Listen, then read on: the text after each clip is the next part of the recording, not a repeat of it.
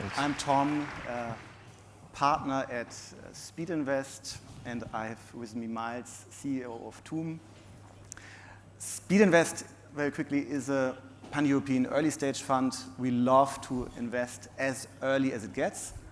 However, we also invest at growth stage into exceptional companies that we missed at the earlier stage. And Tuum is clearly one of those exceptional companies. And that's why we're pretty hyped that we just announced their Series B, 25 million Series B, where we invested alongside Commerce Ventures.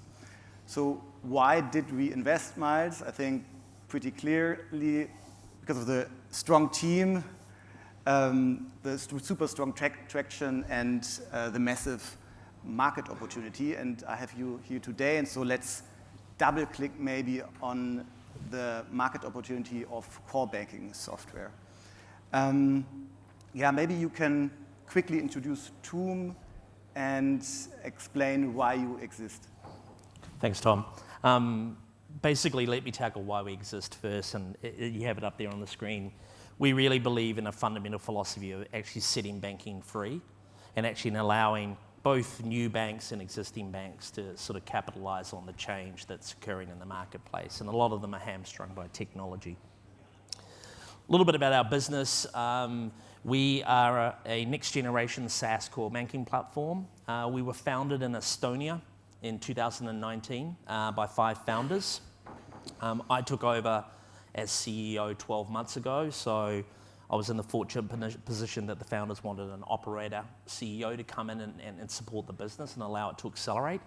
The fact that I'd been in the industry for a number of years and sort of been on a successful journey already sort of made it a really good sort of connection between the groups. We now have about 100 employees across 3 hubs, and we have quite an extensive ecosystem of partners that we work with. And we've had a really, really good couple of years, about 250% CAGR, and continue to see really good growth metrics across the business.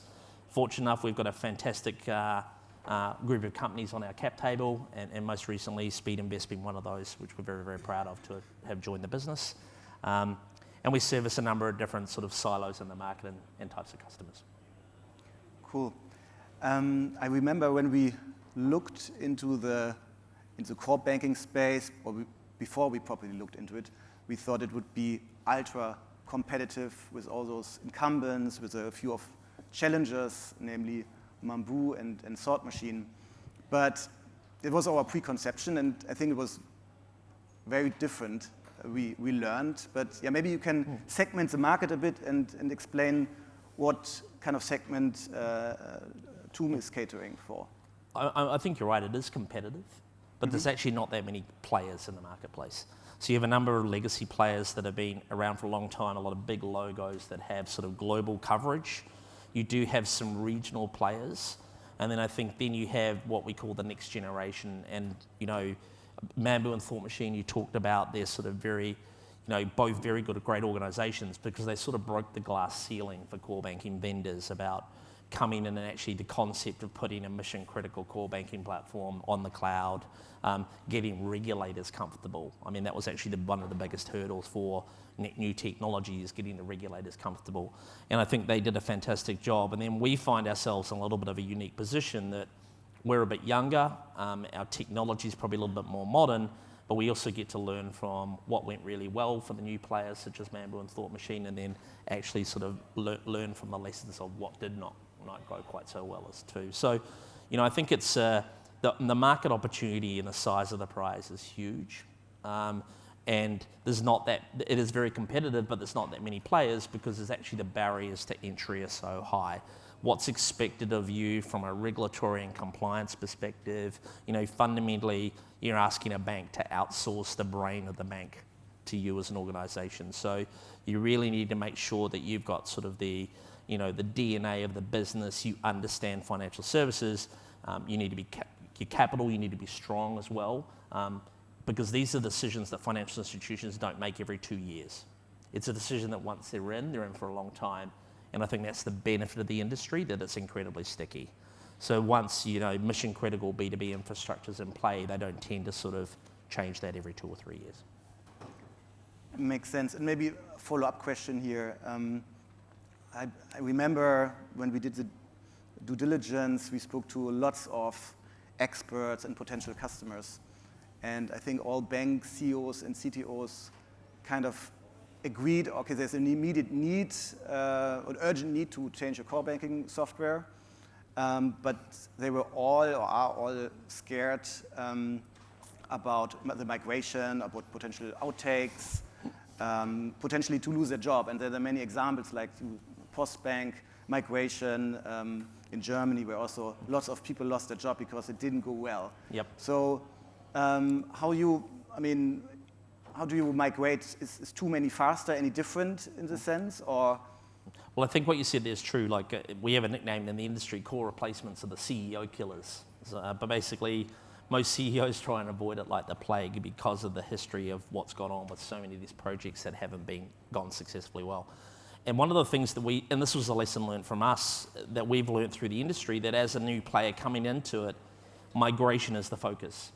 So many banks actually get budget approval to implement new technology, but then they see this massive cost for migration, and when they drill deeper, no one can give them a straight answer because no one really knows what migration is going to look like. And so many projects get killed because of that. We actually have taken a really proactive approach. So one of our key pillars is what we call smart migration. So we've invested a huge amount of time in using the best of breed technology so that we actually can take a lot of that unknown away. So we've built a lot of blueprints to tackle migration. We've done a lot of successful migrations from legacy systems to next gen. We've done one migration from legacy and next gen to us at the same time. And during that, we've created these blueprints or these toolboxes, so when we go to new customers, we can say, hey, here's actually 80% of the heavy lifting. This is how you solve the problem. I think that's been a really important aspect to the point of differentiation.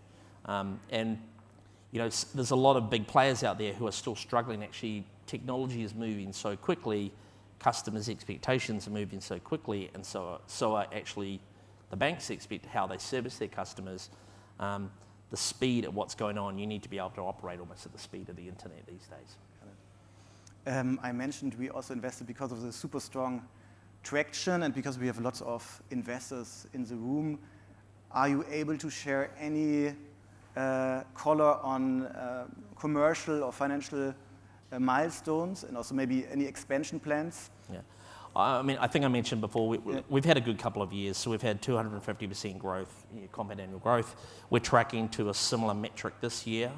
I'll be honest, actually, it's really interesting because we've sort of expanded regionally. So we've launched an entity and we've expanded into the Middle East and Africa this year. That was one of our big bets. The speed that that region is doing things versus what's happening here in UK and Europe is actually really interesting for us, is that we see there's a lot more activity in our space going on. A lot of these emerging markets or even well-established markets, there's a lot of traction. But it's interesting that we're seeing more and more activity from established banks. If I look back historically, typically they've spent a lot of money on the front end, a lot of money on AML and KYC and getting regulatory compliance, but they've sort of left their cores alone. But because I think interest rates are high, they've got more money than they expected at the moment, we're starting to see they're actually starting to think about innovation. They're actually, for the first time, rather than spending 80% of their budget on just keeping the lights on, they're actually thinking about how they can do things differently. So we're seeing organizations that sort of sat on their hands for a lot of time are doing that. But I think also the industry is driving that behavior from established banks, consumers' expectations, AI, it's the buzz. Personally, I really believe that AI will have a big impact on financial services, particularly around support, decisioning, credit risk assessment. So the ability for banks to respond quickly, they actually need that real-time, always-on, rapid access to data. They can't have a core platform that goes to sleep for 3 or 4 hours a day while it does its batch processing anymore. So I think we're seeing a lot of excitement in the industry from people who have probably sort of had a bit of a watch-and-see attitude. They're starting to actually do something. They don't need to fix it today, but we're talking things that take a year or 2 years to evolve in our world. So they need to get ready now to prepare themselves on where they want to be in 2 or 3 years. Cool. Thanks so much, Myles. And everyone who wants to see a deep dive about Tuum, Myles will be on the beach stage in 5 minutes, 5 past 11. So yeah, thanks very much. Thanks.